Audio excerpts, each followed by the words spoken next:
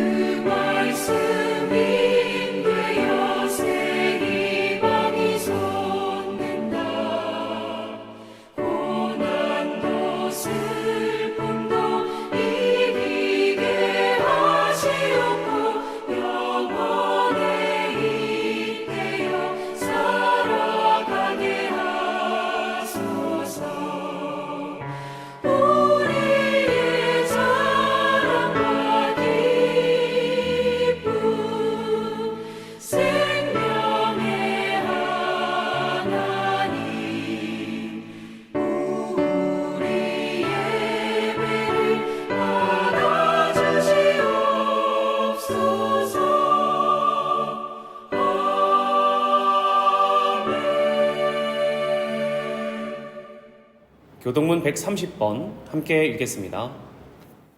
이튿날 요한이 예수께서 자기에게 나아오심을 보고 이르되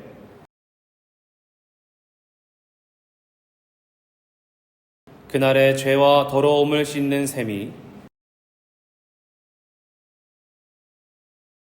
이러므로 나의 마음이 기쁘고 나의 영도 즐거워하며 내 육체도 안전히 살리니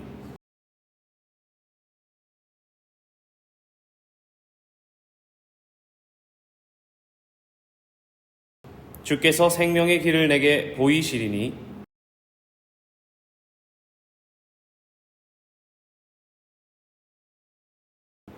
큰 음성으로 이르되 죽임을 당하신 어린 양은 능력과 부와 지혜와 힘과 존귀와 영광과 찬송을 받으시기에 합당하도다 하더라. 아멘. 사도신경으로 우리의 신앙을 고백하겠습니다. 나는 전능하신 아버지 하나님, 천지의 창조주를 믿습니다. 나는 그의 유일하신 아들, 우리 주 예수 그리스도를 믿습니다.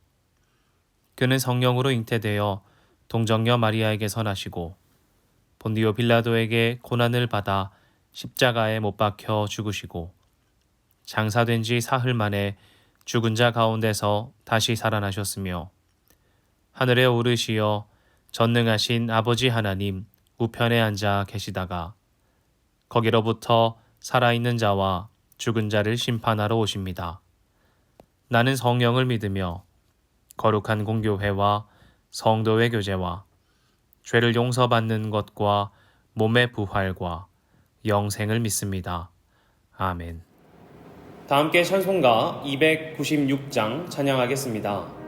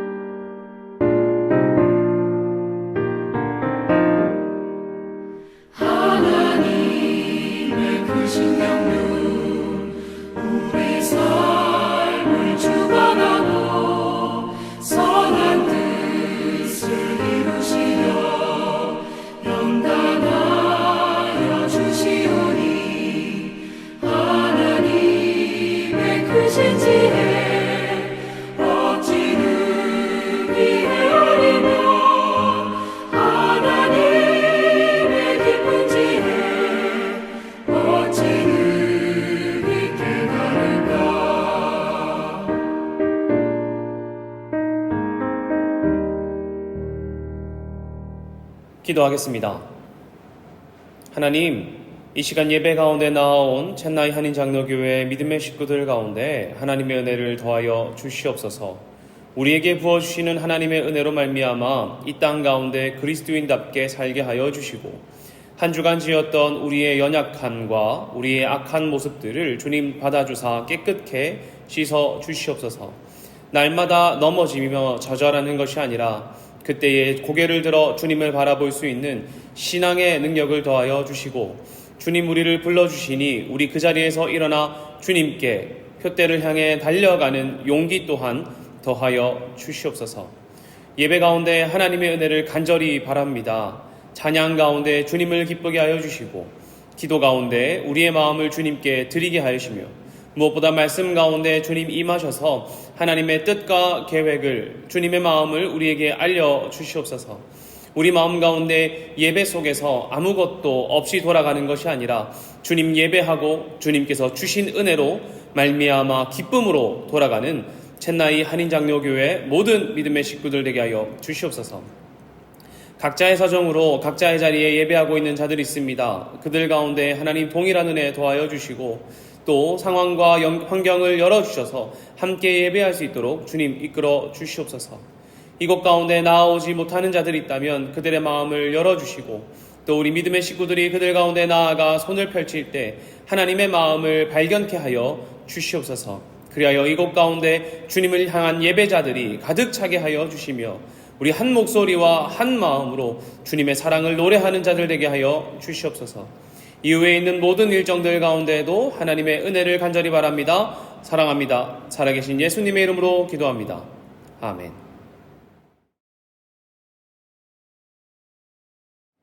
함께 말씀 읽겠습니다. 오늘 본문은 요한복음 12장 12절부터 19절입니다. 그 이튿날에는 명절에 온 큰 무리가 예수께서 예루살렘으로 오신다는 것을 듣고 종려나무 가지를 가지고 마주로 나가 외치되 호산나 찬송하리로다 주의 이름으로 오시느니 곧 이스라엘의 왕이시여 하더라. 예수는 한 어린 나귀를 보고 타시니 이는 기록된 바 시온에 따라 두려워하지 말라 보라 너의 왕이 나귀 새끼를 타고 오신다 함과 같더라. 제자들은 처음에 이 일을 깨닫지 못하였다가 예수께서 영광을 얻으신 후에야 이것이 예수께 대하여 기록된 것임과 사람들이 예수께 이같이 한 것임이 생각났더라. 나사로를 무덤에서 불러내어 죽은 자 가운데서 살리실 때에 함께 있던 무리가 증언한지라. 이에 무리가 예수를 맞음은 이 표적 행하심을 들었음이로라. 바리새인들이 서로 말하되 볼지어다 너희 하는 일이 쓸데없다 보라 온 세상이 그를 따르는도다 하니라. 아멘. 첸나이 한인장로교회 믿음의 성도 여러분 반갑습니다. 여러분 성탄절이라고 하면 어떤 그림이 떠오르십니까? 저는 성탄절 하면 괜히 나홀로 집에 나오는 그 분위기가 생각이 납니다. 그런데 이 성탄절이라고 하는 것은 예수님의 탄생을 기억하고 기념하는 날이죠. 이것은 바뀌지 않을 겁니다. 우리 인도에서 성탄절을 보내도 여름일 뿐이지 똑같잖아요. 성탄절을 대표하는 말씀이라고 말하면 각각 다른 장면이 떠오를 것 같아요. 어떤 분들은 마태복음에 예수님의 족보의 이야기들을 떠오르시면서 이 역사를 가지고 예수님이 오셨지라는 마음이 들 수도 있고 어떤 분들은 누가복음에서 기록된 것처럼 예수님의 탄생과 관련된 동방박사의 이야기가 떠오를 수도 있습니다. 생각나는 본문은 다르더라고 할지라도 성탄절은 예수님의 탄생을 기념하는 날이라는 것은 변함이 없지요. 그렇다면 부활절 하면 어떤 그림이 떠오르십니까? 예수님께서 죽음에서 부활하심을 기념하면서 그의 무덤을 막았던 돌이 이제 열고 나오는 그림을 떠오르신다거나 혹은 여인들이 예수님을 이제 기억하기 위해 찾아갔던 이야기라거나 아니면 저처럼 맛있는 삶은 달걀이 생각나시기도 할 것입니다. 천사를 만난 모습을 상상하시던 여인들의 이야기를 떠오르시던 아니면 삶은 계란을 떠올린다고 할지라도 부활절 주일이 예수님과 예수님의 부활을 기념하는 그 날이라는 것은 변함이 없지요. 그런데 지금 오늘이라는 주일을 떠올리실 때에는 어떤 그림이 떠오르십니까? 오늘은 종려주일입니다. 종려주일하면 떠오르는 그림이 딱 있지요. 오늘 본문처럼 예수님께서 나귀를 타고 왕으로 예루살렘에 입성하시는 모습입니다. 사람들은 종려나무 가지를 흔들며 호산나 찬송하리로다 라면서 예수님을 환영하지요. 그런데 오늘은 또 종려주일이기도 하면서 고난주일입니다. 고난주일이라고 하면 어떤 그림이 떠오르시지요?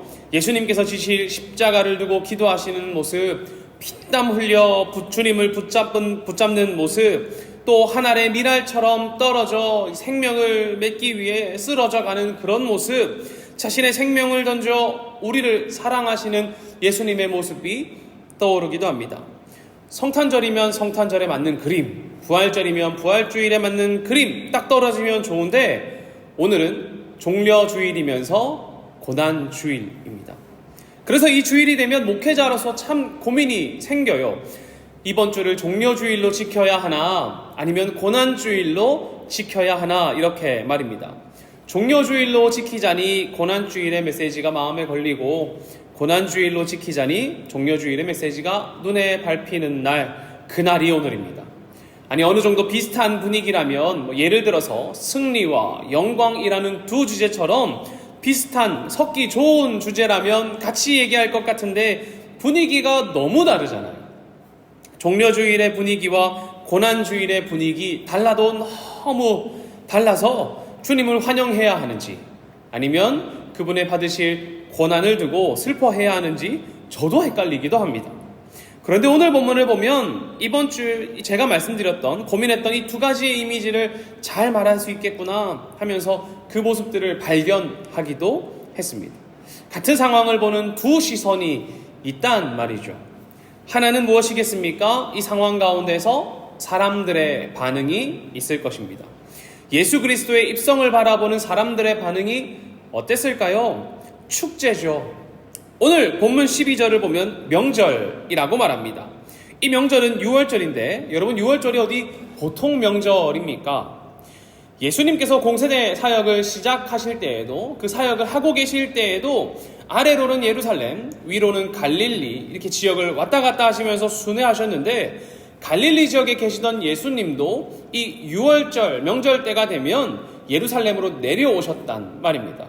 잘 아시다시피 6월절은 이스라엘 절기 중에 가장 큰 절기 중에 하나입니다. 이 절기를 지키기 위해 수많은 사람들이 예루살렘으로 몰려들었단 말이죠. 요세푸스의 기록에 따르면 이때 당시 6월절 축제에 참여한 인구가 약 270만 명 정도 된다고 추산하더라고요. 여러분 정말 많지 않습니까? 270만 명 말입니다. 예전에 부산에는 해운대 성령 대집회라는 게 있었어요. 이제 2007년쯤에 어게인 1907을 하면서 시작된 집회가 매년 이어져 왔습니다. 저도 그때 집회에 참석해서 찬양팀으로 찬양한 적이 있는데 한 6만 명에서 8만 명 정도 왔다 갔다 하면서 참석을 했었거든요. 여러분 그 해운대 바닷가에 6만 명 모이면 무대가 있는 여기서부터 저기까지 가야 사람이 있습니다. 사람이 그가 가득 차 있어요. 6만 명 정도 되면요. 정말 많단 말입니다. 꼭 이런 건 아니라도 우리 여러분 서울 사시는 분들은 뭐 한강에 뭐 벚꽃 축제라거나 뭐 이런 거 한다고 생각해 보십시오. 얼마나 많은 사람이 거기 모입니까? 그런데 6월절을 지키기 위해서 270만 명의 사람이 모인다니 뭐 과장 조금 더해서 많이 붙였다고 치더라도 그거보다 조금 모자르게 왔다고 하더라도 정말 많은 사람의 숫자가 예루살렘을 찾아왔다는 것은 변함없을 것입니다. 여러분 그때 당시에 도시의 크기가 큽니까? 지금처럼 우리가 살고 있는 뭐 첸나이나 서울이나 뭐 부산처럼 큰 도시인가요? 아니잖아요. 아마 이 많은 사람들을 다 수용할 수는 없었을 것 같아요. 그래서 생각해보면 예루살렘부터 예루살렘 도시 외곽까지 정말 사람들로 인산이례를 이루었을 것 같습니다. 그 많은 사람들이 6월절을 지키기 위해 나왔습니다. 6월절이 무엇입니까? 출애굽 전날 애굽에 있던 장자들이 죽을 때에 어린 양의 피를 문설주에 발라 이스라엘 백성들은 그 죽음에서 넘어감으로 구원을 받았던 것을 기념하는 것입니다. 이스라엘의 해방을 기념하는 절기이며 우리를 구원하시는 하나님을 기뻐하는 그 날이죠. 이스라엘 백성들은 6월절을 지킴으로 우리를 억압에서 해방시킨 하나님을 떠오르고 우리를 구원하시는 하나님을 기억하고 또 본인 스스로 자신 스스로가 하나님의 백성임을 하나님께서 우리를 붙들고 계심을 기억하는 스스로를 깨닫는 날이기도 합니다.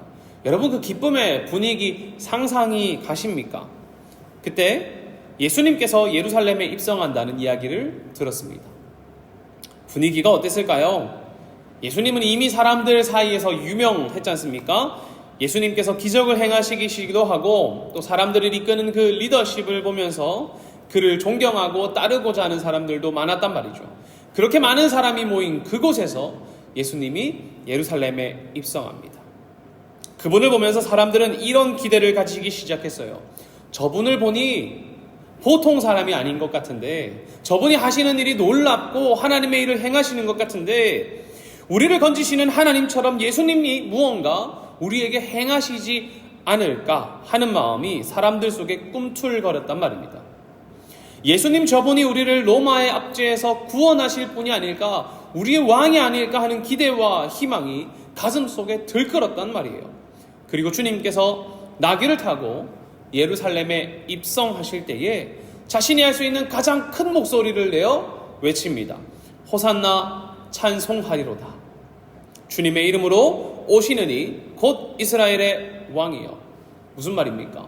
호산나, 우리를 구원하소서, 우리를 구원하소서, 당신을 찬송합니다. 주님의 이름으로 오시는 이, 곧 하나님의 이름으로 오시는, 하나님의 권위를 가지고 오시는 이 이스라엘의 왕이여. 이렇게 말입니다. 애굽에서의 유월절처럼 당신은 우리를 억압에서 해방시키실 분이시라고, 당신은 우리를 건지실 분이라고 말합니다. 여러분, 이름으로 온다는 것이 무슨 말입니까? 여기 이름은 히브리어 셈인데 명예, 권위를 뜻하기도 합니다.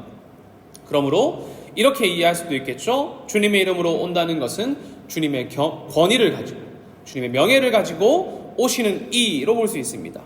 우리 이런 거 있지 않습니까? 옛날에 드라마 같은 거 보면 왕의 조선을 가지고 어명이요 이렇게 말하면 사람들이 그 심부름꾼 앞에 다 엎드렸습니다. 왜 그렇습니까? 그 심부름꾼이 왕의 이름으로 왕의 권위를 가지고 나왔기 때문입니다. 마찬가지로 주님의 이름으로 온다는 것은 그분의 권위를 가지고 오는 것입니다. 하나님의 이름과 하나님의 권위로 이 땅에 오시는 이가 누구시겠습니까? 우리가 따라야 할 왕이란 말이죠. 그렇게 사람들은 우리의 왕에게 종려나무 가지를 흔들면서 환영했습니다. 왕이 오셨으니까요. 우리 이제 해방될 거니까요. 이 기쁨 가지고 주님을 환영했단 말입니다. 종려나무 가지를 흔들었는데 왜 하필 종려나무일까요? 종려나무는 초막절 때의 광야의 삶을 기념하고 기억할 때 흔들었다고 합니다. 특히 시편 118편을 이제 낭송할 때 호산나라는 말이 나오면 그때 흔들었던 것입니다. 이들은 예수 그리스도께서 예루살렘에 임하실 때에 호산나 우리를 구원하소서 하며 종려나무를 흔들었을 것입니다. 종려나무는 또 나무를 베고 남은 그루터기 그거를 불에 태워도 다시 싹이 자랄 만큼 생명력이 강하다고 하더라고요. 한번 상상해 보십시오. 로마의 압제와 이를 타개하기 위한 몇 번의 전쟁 그리고 실패. 아마 이들의 마음과 삶은 그야말로 불에 탄 종려나무처럼 그 불에 탄 종려나무 그루터기와 같았을 것입니다. 여기 모인 사람들이 17절에서 언급하던 나사로를 살리신 그 사건을 보았던 증인들이 있고 또 그 증인들의 이야기를 듣고 예수 그리스도를 환영하는 사람들이 모였다는 것은 이들의 마음 가운데 불타버린 그루터기 가운데 새싹과 같은 희망이 샘솟았던 그런 기쁨 아니었을까요? 저 예수를 따르면 로마의 압제에서 해방되지 않을까? 이 마음 말입니다. 그 마음을 들고 종려나무 가지를 열심히 흔들며 호산나 우리를 구원하소서 외친 것 아니겠습니까? 그렇다면 저렇게 목소리 높여 외치고 있는 그 사람들, 군중들이 있겠지요. 그를 또 마주하고 있는 시선이 있지 않겠습니까? 예수님의 시선입니다. 저는 신앙적인 상상력으로 호산나를 외치고 있는 저 군중들의 모습을 보고 있는 예수님의 등을 한번 생각해 보았습니다. 그렇게 마주한 사람들, 예수님께서 어떤 마음을 가지고 계셨을까요? 저 사람들과 같은 마음이었을까요? 저는 이렇게 생각해요. 예수님께서 저 사람들을 마주하면서 때가 왔다라고 생각하셨을 것 같습니다. 사람들도 때가 왔다고 생각했을 거예요. 우리를 이 압제에서 구원할 때가 말입니다. 그런데 예수님께서는 사람들이 기대하는 그 때가 아니라 하나님께서 계획하신 일이 성취되는 그 때가 왔다고, 그것이 이제 시작된다고 생각하시면서 깊은 한숨, 깊은 숨을 내쉬면서 비장한 모습이지 않았을까 생각합니다. 예수님은 이 때가 우연히 왔다고 생각하시는 분이 아니십니다. 그분은 주님의 때가 하나님의 섭리 안에서 성취되어지고 하나님의 이끄심 속에 완성되어 간다는 것을 알고 계셨던 분입니다. 그래서 때가 이르지 않았을 때에는 아직 때가 이르지 않았다라고 정확하게 말씀하시고, 심지어 대적자들이 예수님을 잡으려고 할 그때에도 하나님의 때가 이르지 않았기에 손을 대는 자가 없었다고, 하나님께서 허락하지 않았다는 인식을 예수님께서 하고 계셨단 말이죠. 23절에 이렇게 말하죠. 예수께서 대답하여 이르시되 인자가 영광을 얻을 때가 왔도다, 이렇게 말입니다. 그때가 언제입니까? 바로 예수 그리스도께서 십자가에 못 박히실 때입니다. 예수님을 맞이하는 사람들은 전쟁에서의 승리를 기대하며 주를 맞이하지만 그 사람들을 향해 나아가는 예수님은 죽음을 향해 한 걸음 한 걸음 걸어가고 계신다는 것입니다. 여러분, 예수님의 마음은 결코 사람들처럼 들떠 있었다고 생각하지 않습니다. 그 마음을 잘 나타내는 말씀이 24절과 25절인 것 같은데요. 어떤 심경을 가지고 사람들에게 나아갔는지 한번 살펴봅시다. 내가 진실로 진실로 너희에게 이르노니 한 알의 밀이 땅에 떨어져 죽지 아니하면 한 알이 그대로 있고 죽으면 많은 열매를 맺느니라.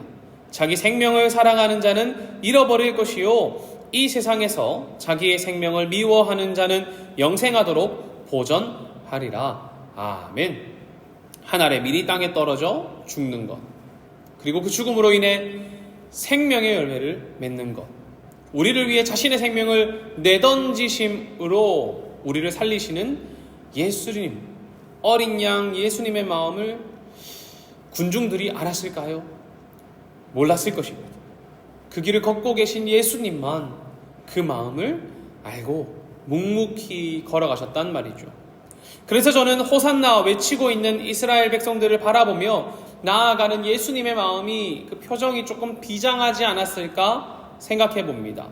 이 길을 걸으면 나는 채찍질 당하고 고난 당하지만, 모욕받겠지만, 십자가에 달려 죽임 당하겠지만, 그래도 저들을 살린다. 예수님 무섭지 않았을까요? 사람이셨잖아요. 그분도 무서우셨을 것 같아요. 그래서 이 잔을 내게서 옮겨달라고 기도하시잖아요. 그러나 주님은 그 길을 걸으신단 말입니다. 왜요? 때가 이르렀기 때문입니다. 아마 어린이 부서의 정도의 설교라면 이렇게 말할 것 같아요. 이 두 시선 중에 어느 것이 옳나요? 라고 말합니다. 그리고 사람들의 시선, 우리의 욕심의 시선이 아니라 하나님의, 주님이 일하시는 그것에 시선을 두자고 말할 것 같아요. 물론 이 말이 틀린 것은 아닙니다. 우리의 시선은 주님께로, 우리의 마음을 주님께로, 우리의 삶을 주님께로 드리는 것이 맞겠지요. 그러나 우리의 삶에 일어나는 일들이, 우리의 삶에 일어나는 이 사건들이 딱 두 개로 떼어서 이것은 맞고 이거는 틀렸어, 이거는 옳아, 이거는 아니야 라고 말할 수 있는 것이 얼마나 됩니까? 우리의 삶의 이야기도 단순하게 나눌 수 없는데 그 삶과 하나님의 말씀을 담은 성경의 이야기가 단순하게 되어 있다고 저는 생각하지 않아요. 이 장면을 보아도, 이 한 장면만 보아도 여러 마음과 감정이 복합적으로 담겨 있지 않습니까? 예수님을 바라보는 회중들의 시선은 열광과 희망과 기대라면, 그들을 바라보는 예수님의 시선은 긍휼과 두려움, 그리고 그럼에도 주를 신뢰하며 이 길을 걸으리라는 비장함 등이 담겨 있잖아요. 그렇다면 오늘 본문을 보면서 여러 감정이 담겼구나, 같은 상황을 바라보는 다양한 시선이 있구나 하고 마무리하면 될까요? 백성들은 오해했고 예수님의 마음을 아무도 몰랐구나 하고 끝나면 되는 것입니까? 아니요. 저는 하나의 시선이 더 있다고 생각합니다. 그것은 바로 회상하는 자의 시선입니다. 예수님께서 예루살렘에 입성하실 때에 예수님과 가까웠던 제자들은 어땠을까요? 이 두 시선이 있다고 말씀드렸지요. 환호하는 사람들의 시선이 있고, 그리고 그들을 향해 때가 왔다라고 생각하고 계실 것 같은 예수님의 시선이 있습니다.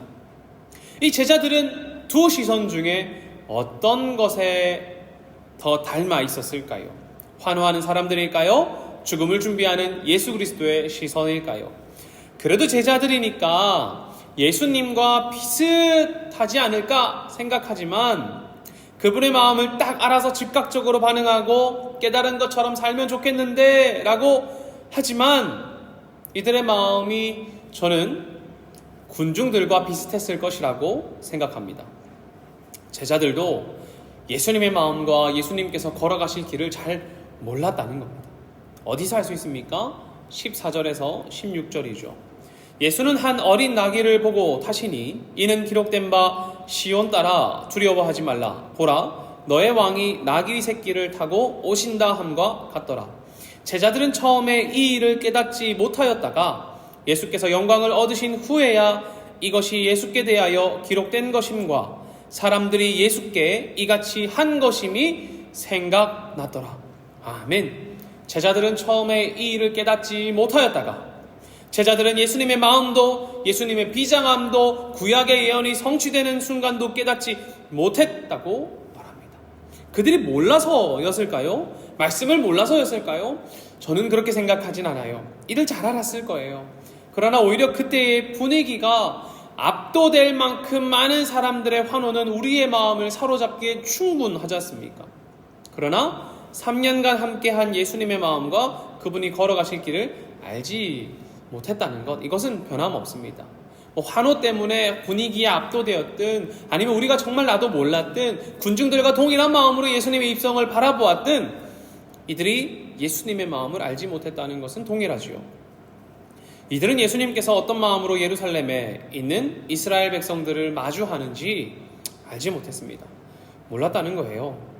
하나님의 섭리하심과 예수님의 마음과 그분의 선택이 어떠한지, 그가 나귀 타고 가시는 것이 왜 그런 것인지, 지금 이런 환호가 무엇을 나타내는 것인지 몰랐다는 것입니다. 그러나 중요한 것은 모른 채 끝났다는 것이 아니에요. 이렇게 말하죠. 예수께서 영광을 얻으신 후에야 이것이 예수께 대하여 기록된 것임과 사람들이 예수께 이같이 한 것임이 생각났더라. 생각났더라. 주의 말씀을 깨달았더라. 그분의 마음을 발견했더라. 하나님의 섭리가 그 사건 가운데 있었음을 경험했노라 라는 것입니다. 회상하는 자의 시선으로 돌아보면 시편 118편처럼 우리 주 예수님은 오시는 이로써 환영받으셨고, 또 스가랴 9장처럼 나귀를 타고 오시는 분으로 말씀을 이루셨구나라는 것을 발견했다라는 것입니다. 중요한 것은 그때 깨닫지 못할 수도 있습니다. 오늘 군중들과 같이 우리의 눈을 가리우는 환경이 있을 수도 있고, 우리의 열정이 불타올라서 다른 것이 보이지 않을 수도 있고, 내 안에 있는 상처가 너무 커서 주변의 따스함을 느끼지 못할 수도 있고, 하나님의 위로가 느껴지지 않을 수도 있습니다. 또 어떨 때에는 예수님의 마음을 선명하게 발견할 때도 있겠지요. 지금 내게 임하시는 하나님의 손길과 위로가 우리에게 임하는 것을 발견할 때도 있지 않습니까? 우리에게 주어진 어떤 사건 속에 주님의 뜻은 무엇일까 하며 고민하고 끝끝내 발견하는 분들도 계시지 않습니까? 우리 공동체에도 같은 상황을 두고도 다르게 보는 경우가 생길 수도 있겠지요. 예를 들어 사역의 방향이 조금 다를 수도 있고요. 같은 경험을 공유하고도 누군가는 마음의 상처를 받을 수도 있고, 누군가는 기쁨이 넘칠 수도 있습니다. 그러나 그 중에 누가 맞다 아니다가 아니라 회상하는 자의 시선을 가지고 우리의 삶을 돌아본다면, 그때 당시에 나는 발견하지 못했던, 흩어버렸던, 놓쳐버렸던 은혜는 발견할 수 있고, 그때 당시에 두 손 가득 은혜를 발견했던 분들은 다시 곱씹어서 더욱더 우리의 영에 기쁘고 찬란한 신앙의 순간들을, 간증의 순간들을 발견할 수 있지 않겠습니까? 이렇게 말할 수 있겠죠? 우리의 삶을 신앙으로 재조명하는 것, 지나간 후에라도 그 순간을 돌이켜 살펴보는 것, 그리고 우리의 삶에 임하신 하나님의 섭리를 발견하는 것. 저는 삶을 신앙으로 재조명하는 것은 채색을 다시 하는 작업이라고 생각합니다.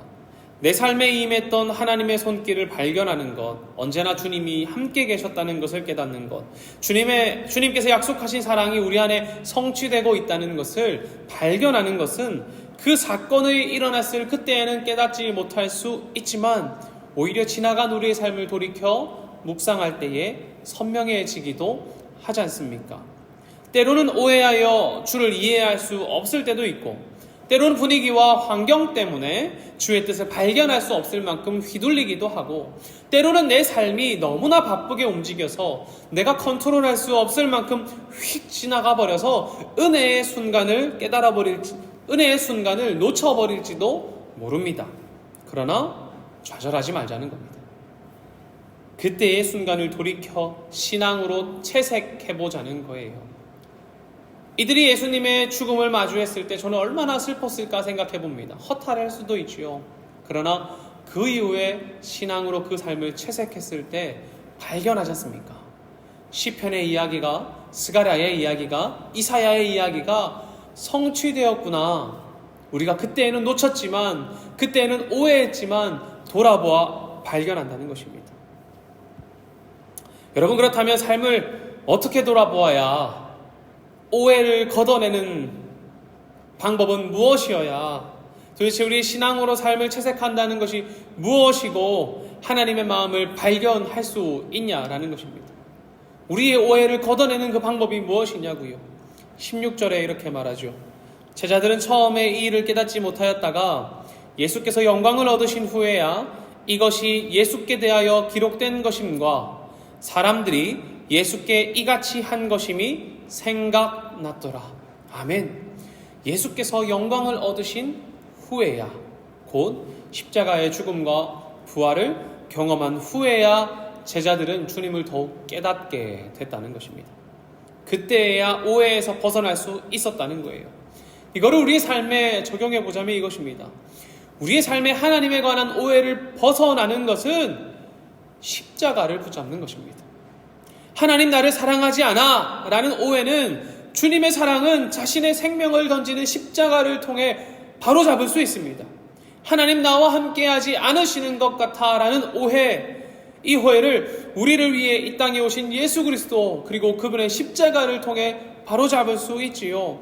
마찬가지로 우리의 삶에 하나님의 뜻을 발견하는 것 역시 십자가와 부활을 믿음으로 그것으로 인해 채색할 때에 발견할 수 있는 것입니다. 우리의 삶을 신앙으로 채색하는 것은 그리스도의 십자가, 그 십자가를 믿음으로 주를 더욱 이해하게 되고 믿음으로 말미암아 주님을 더욱 깨달을 수 있게 되는 것입니다. 오늘은 종려주일이며 또 돌아오는 주는 고난주간입니다. 하나님을 향한 우리의 오해가 있지 않았나, 내가 갖고 있는 하나님의 오해는 무엇인지 한번 고민해 보십시오. 하나님 나와 함께하고 계시나? 하나님 나를 보고는 계시나? 하나님 내가 무엇 하지 않아서 나를 놓치고 계신 것은 아닌가 하는 오해가 있다면 이번 한 주간 십자가를 붙잡으심으로 그 오해에서 벗어나십시오. 아니, 여러분을 향한 하나님의 뜻을 십자가를 통해 발견하십시오.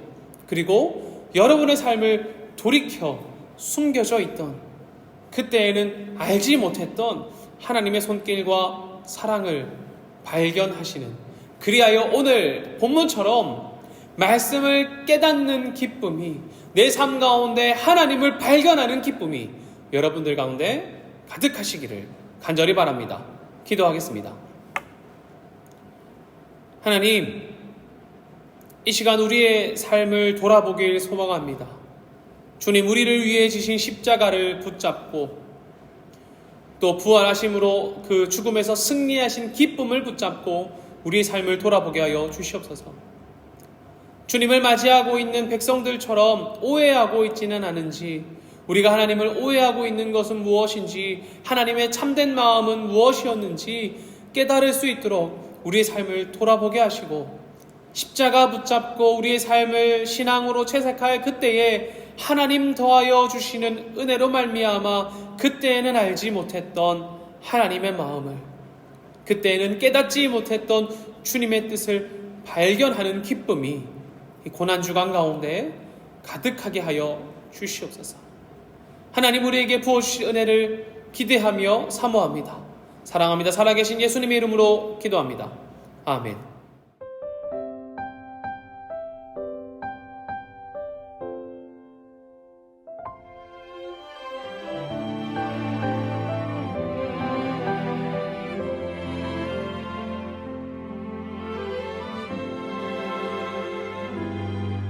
내가 누려왔던 모든 것들이, 내가 지나왔던 모든 시간이,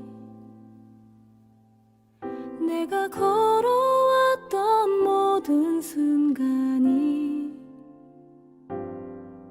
당연한 것 아니라 은혜였어.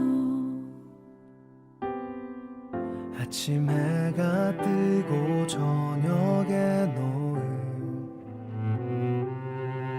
봄의 꽃향기와 가을의 열매, 변하는 계절의 모든 순간이 당연한 것 아니라 은혜였어. 모든 것이 은혜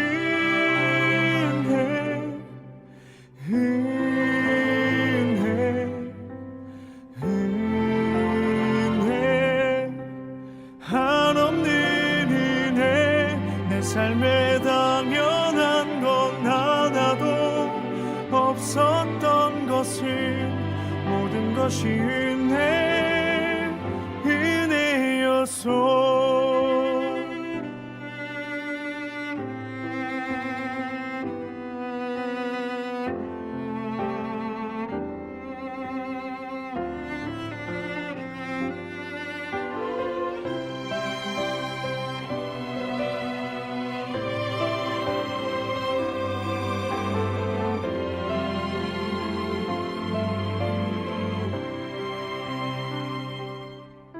내가 이 땅에 태어나 사는 것, 어린아이 시절과 지금까지 숨을 쉬며 살며 꿈을 꾸는 삶, 당연한 것 아니라 은혜였소. 내가 하나님의 자녀로 살며 오늘 찬양하고 예배하는 삶, 복음을 전할 수 있는 축복이 당연한 것 아니라 은혜였소. 모든 것이 은혜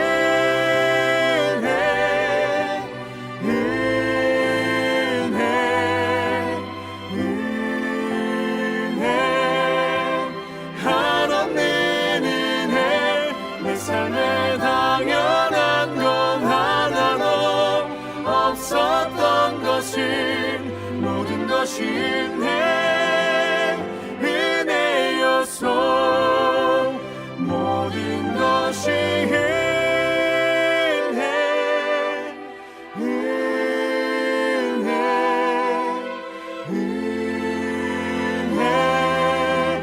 한없는 은혜.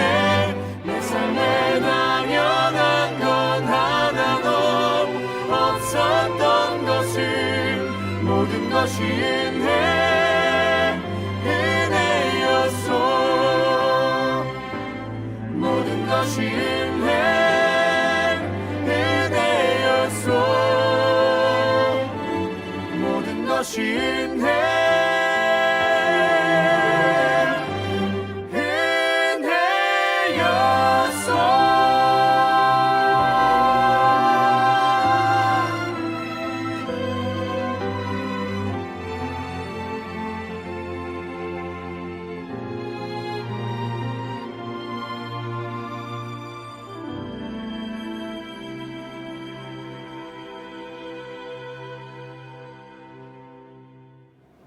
봉헌 기도하겠습니다.